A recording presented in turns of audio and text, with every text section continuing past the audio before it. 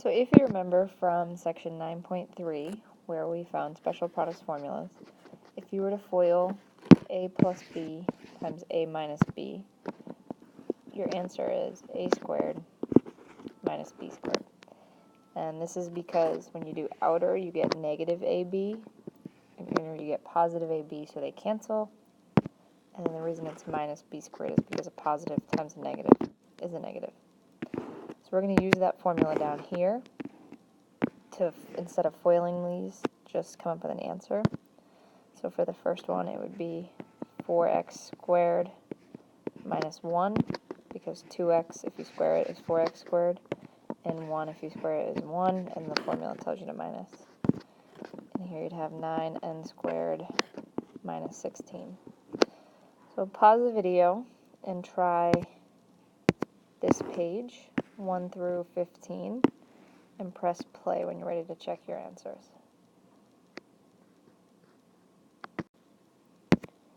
So if you take a quick look, you can see all of these answers here. And so what we're going to be doing today is we're going to be taking the answer, which is the difference of two squares, and creating the FOIL problem that got us that. So we're going to start with the formula again, which says that if you have a plus b times a minus b, so what's crucial is that this formula says that you need the exact same items in the parentheses, it's just that one's plus and one's minus, then that would FOIL into a squared minus b squared. And so we're going to be going in this direction today. This is called the difference of two squares. And the reason it's called that is because first, you have a difference, which means you're subtracting. So this is only going to work if you're subtracting. And the two squares part just comes from the fact that both a squared and b squared are going to be perfect squares, which means that you can take the square root of them. So for example, if you look at the first example, you have a difference because you're subtracting, and you have two squares because we can take the square root of y squared, and we can take the square root of 16. So right now it's written in the form a squared minus b squared, which if we follow this formula means that it came from a plus b times a minus b. So if I write that, a plus b times a minus b, and I just kind of match things up, well, if a squared is y squared, then a must be y. This is going to be y plus something times y minus something, and then I can do the same thing with b. So if b squared is 16, then b is the square root of b squared, then b must be the square root of 16, which is 4. So this would factor into y plus 4 times y minus 4. So let's try one more just to make sure. So again, I have a difference because I'm subtracting two squares because I have two items that I can take the square root of. And so then this would factor into a plus and a minus, and then it would be x plus 3 times x minus 3. And you can always check these by FOILing out. And when you FOIL it, you get back your problem, which is x squared minus 9. So if you pause the video, I'd like you to try this example, and this example. The other four are a little bit different, so we'll talk about those after, but start with these three. Pause the video, press play when you're ready to check your answers.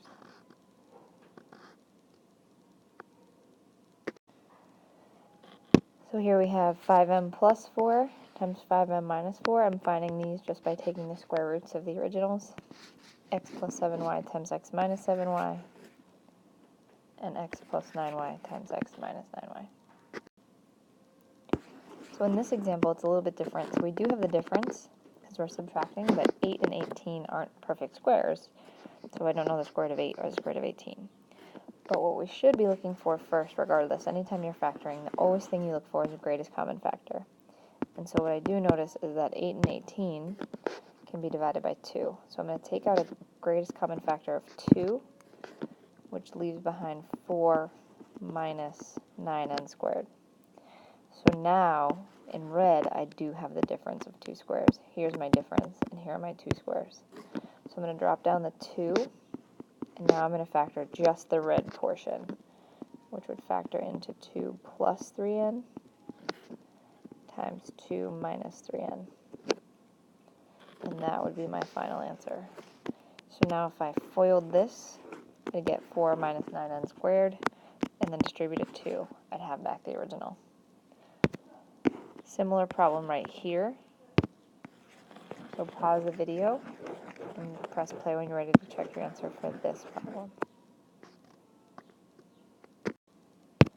So this time the greatest common factor of 12 and 48 is 12. So if you undistributed 12, you're left behind 1 minus 4m squared, which is the difference of 2 squares.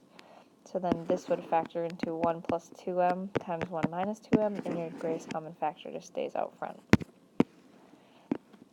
So this one right here is a little bit different because if you're looking at it at first, you might say, hey, it is the difference of 2 squares, because you know the square root of 4 and 64. So one person doing this might factor it right away. And the square root of 4 is 2. The square root of 64 is 8. And that's possible. The problem is not factored completely, because if you look at this first set of parentheses, they have a common factor. The common factor of 2y and 8 is 2.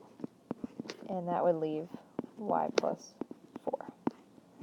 But then this set of parentheses also has a common factor of 2, which would leave behind a y minus 4. And then you can take your two 2's and multiply them. So that would get you 4, and then you're left with y plus 4 times y minus 4. What happens, though, is when people get here, they tend to stop, and so they never keep going. And it's kind of like reducing a fraction where you have to reduce it until you're done. This would be like reducing it only one time, but not until the end. People don't see that that has a common factor. So if you can get in the habit of always looking for a GCF first, that will help. So the GCF between 4 and 64 would be 4, which would leave behind y squared minus 16. So we still have a difference of 2 squares, so I'm going to bring down that 4 that I took out, and then y squared minus 16 factors into y plus 4 times y minus 4, which is actually the answer I got when I went this path, but you can see that it's actually a lot shorter, and the numbers are a little bit smaller.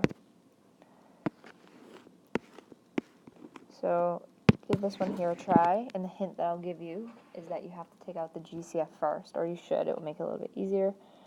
Pause the video and press play when you're ready to check your answers. So the final answer to this problem is 16 times 2c plus 1 times 2c minus 1. And you can get that by taking out a GCF of 16 to start. If you did this a different way, you might have factored it into 8c plus 4 times 8c minus 4. But then what you want to look at is say, oh, hey, 8 and 4, I can divide by 4. But then 8 and 4, I can divide by 4 again. So if you're dividing by 4 twice, you're really dividing by 16. And then if you divide these by 4, well, that would be 2c plus 1. And if you divide these by 4, that would be 2c minus 1. So if you got the red part, but not the black or not the blue, which are the same, that would be similar to taking a fraction of 50 over 100 and reducing it down to 25 over 50. You reduced it, but you didn't go all the way to 1/2, and our goal is to get to 1/2. So it's definitely easier if you can scan through. You want to always start by scanning through an entire problem and looking for a greatest common factor. If you do that, you're just going to make your job a lot easier because the numbers are getting smaller. It's okay to do it later, but a lot of people forget, and you don't want to forget to do it. Alright, so the last little bits of these notes. So now the directions are shifting from factor to solve, and if you notice, the problems have an equal sign now where they didn't before. And this first example equals 0, which means we're ready to factor. It has to equal 0 before we can factor, and it's the difference of 2 squares, so we're going to factor it into w plus 4 and w minus 4 equals 0. And we're going to use our zero product property that we've been using all along. Maybe w plus 4 is the quantity that equals 0. And to isolate, I would subtract 4 from both sides, so w equals negative 4. or maybe w minus 4 is the quantity that equals 0, and to isolate, I would add 4 to both sides. So you're going to give these two a try. Remember that it has to equal 0 before you can start, so that one has a little bit of an extra step. Pause the video, press play when you're ready to check your answer. So in this one, it equals 0. I'm ready to factor. It factors into n plus 9 times n minus 9. If n plus 9 equals 0, you subtract 9 from both sides, n equals negative 9. Or if n minus 9 equals 0, you add 9 to both sides, and you get n equals 9. So my two solutions are negative 9 and 9. On this example, you have to start by subtracting 49 before you begin to make it equal 0. Then you factor it into x plus 7 times x minus 7 equals 0. If this quantity equals 0, then x would equal negative 7. And if this quantity equals 0, x would equal positive 7.